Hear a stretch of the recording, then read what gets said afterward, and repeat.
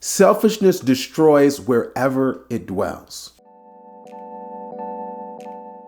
Grace and peace, everybody. Welcome to Sabbath School Study Group. This is part number 3 of our 5-part series as we look at the cosmic conflict, if you worship me. These words are strange when they are said by any being other than the one who's worthy of worship, and that's our Heavenly Father. Knowing that God is willing to have us worship him by choice, it's even more mind-boggling that someone would then think that in that liberty that God has given, or the freedom that God has given, they would take that freedom and say, you know what, I'm going to make myself worship. That's exactly what Satan did. Or I should scratch that. That's exactly what Satan still does. Before we talk about selfishness, we want to thank you for being so unselfish, spending some time here. We appreciate you watching the video. Make sure you hit the like button. If you would, pass it on to someone else. And we encourage you even to go to the website. The website is changeministry.org. You're going to see this study, but many more on health, prophecy, family. If you name it, it's probably going to be there to encourage your faith. And then we also love to come to your church or school. And if you're interested, just send us an email to contact@changeministry.org. Selfishness is hard to find, but it's very clear to see where it ultimately leads. And that's destruction.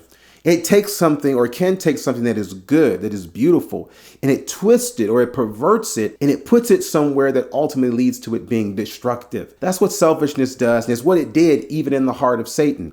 When Isaiah 14 declares, "How art thou fallen from heaven, O Lucifer, son of the morning? How art thou cut down to the ground, which didst weaken the nations?" Because he said in his heart, "I will ascend into heaven." And there was nothing wrong with being in heaven. But it was when he was trying to place that God has in heaven. When he says, "I will exalt my throne above the stars of God."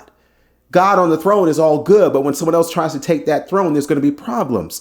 And then when he says, "I will sit also upon the mountain of the congregation in the sides of the north," that was a position of authority for God. And when someone else takes that place, the whole universe loses its stability and its balance and its certainty, because now someone will even say, "I will ascend above the heights of the clouds. I will be like the Most High." When the creation attempts to be like the one who's created it, it's no longer creation, and it leads to an ultimate conflict. The conflict is destructive. It's what happens whenever someone takes the place that doesn't belong to them. And so when Isaiah 14:15 says that Satan will be brought down to hell and even to the sides of the pit, at the end of the day, all selfishness leads us to a pit. All selfishness leads us to a type of hell. Remember, all hell is eternal separation from God. And this is one of the reasons why we can know that hell right now does not exist, because there can be no perfect separation or hell when we still have a God who is in hot pursuit, who is still trying to get all of us to turn to him. Until that day comes, we have grace. But even in the midst of this grace, we can still, by our choices, be trying to put ourselves where God needs to be. And by being where God is, we put ourselves from God. We actually separate ourselves from God. So Matthew 4 verse 8 says again, so now we go to where Jesus is tempted by the devil, to even illustrate again where selfishness leads us. The devil takes Jesus up into an exceeding high mountain, shows him all the kingdoms of the world and the glory of them. And here's where Satan now goes, Isaiah 14 or Ezekiel 28, where he says to Jesus, "All these things will I give thee if thou wilt fall down and you worship me." So Jesus says to him, "Get thee hence, Satan, for it is written, thou shalt worship the Lord thy God, and him only shalt thou serve."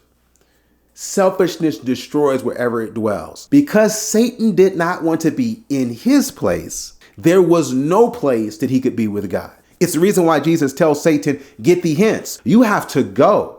Again, you have to be separated from me because you refuse to accept your place by wanting to be in God's place. Can this happen to anybody? Absolutely.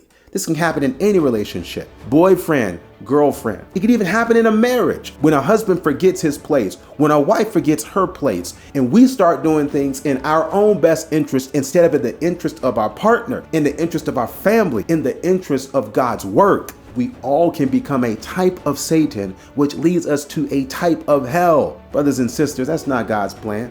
His plan and his purpose is that we be in our place. But we can rejoice when we're in our place, because if we're all in our place, that's what allows God to be in his. And that's number one.